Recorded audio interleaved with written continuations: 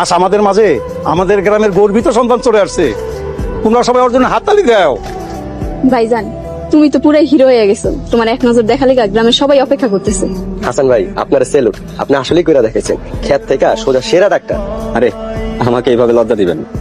আমি শুধুমাত্র আমার স্বপ্নটা পূরণ করেছি, সবই আল্লাহর রহমত। বাবারে, তুই আমার মাফ করে দিস। আমি তোর লগে অনেক অন্যায় করছি। সারা জীবন তোর আনন্দ ভালোবাসা থেকে তোর বঞ্চিত করছি। থাক মা, তোমার প্রতি আমার কোনো অভিযোগ নেই। তুমি যে তোমার ভুল বুঝতে পেরেছো, এটাই অনেক। বাবা হাসান, ওই দিন ফাতেমার চাচি, তোমার মা, তোমার মামা তোমারে মিথ্যা অপবাদ দিছিল। আমরা সবাই মিল্লা তোমার সাথে অনেক বড় অন্যায় করে ফেলাইছি। আজকে তুমি এই গ্রামের গর্ব। চাচা, ফাতেমার কোনো খোঁজ পেয়েছেন? না বাবা, সেদিন বিয়ার আসর থেকে ফাতেমা এই যে পালায় গেল, আর কোনো খোঁজ পাইনি। যে আমার সব থেকে বেশি কাছের মানুষ ছিল, সেই মানুষটাই আজ আমার জীবন থেকে হারিয়ে গেছে। জানি না সে এখন কোথায় আছে। আজকে বিকালে আমাদের স্কুলের মাঠে হাসানের জন্য একটা সম্বর্ধনার অনুষ্ঠান আছে। আমাদের স্কুলের ছাত্রছাত্রীদের জন্য হাসান হলো একটা বিরাট উদাহরণ। খালাম্মা, আমি কালকে সকালে চলে যেতেছি। চলে যাবি মানে? কোথায় চলে যাবি? গ্রামের বাড়িতে চলে যাম।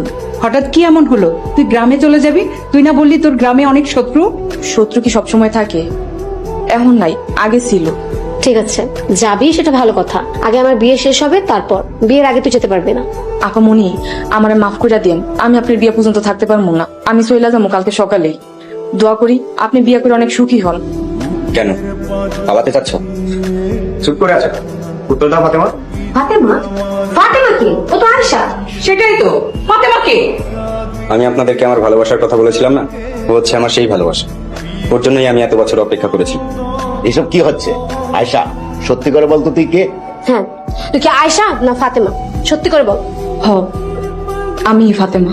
হাসান ভাই, তোমার জায়গা আমি কাউরে দিতে পারবো না বইলা আমি বিয়ার আসর থেকে পালাই আইছি। ঢাকা এসে পড়ছি, এই বাড়িতে আশ্রয় নিছি। নিজের নাম পরিবর্তন করে রাখছি, নিজের পরিচয় গোপন করে রাখছি। অনেক বছর পর যখন তোমারে এই বাড়িতে দেখলাম, তখন আমি অনেক অবাক হয়ে যাই। আমি কল্পনাও করতে পারি নাই কোনোদিন তোমার আমি এই বাড়িতে দেখবো। যখন আমি এই বাড়িতে আসলাম, আমাকে দেখেও কেন সামনে আসুন? তুমি এখন কত বড় ডাক্তার, কত বিখ্যাত। তুমি কই আর আমি কই, তাই নিজেরে লুকায় রাখছি। তাছাড়া অ্যানি আপা তোমারে কত ভালোবাসে। হাসান ভাই, তোমার পাশে অ্যানি আপারই মানায়, আমার মতন সাধারণ মায়ের মানায় না। কি বলতেছো তুমি এইসব? আজকে আমি যে এই পর্যায়ে আছি, এটা সব থেকে বড় অবদান তোমার। তুমি ছাড়া আমি কিছুই না। আমার সকল বিপদে আপদে তুমি আমার পাশে ছিলে। আমার এই সফলতার পেছনে তুমি ছিলে আমার প্রথম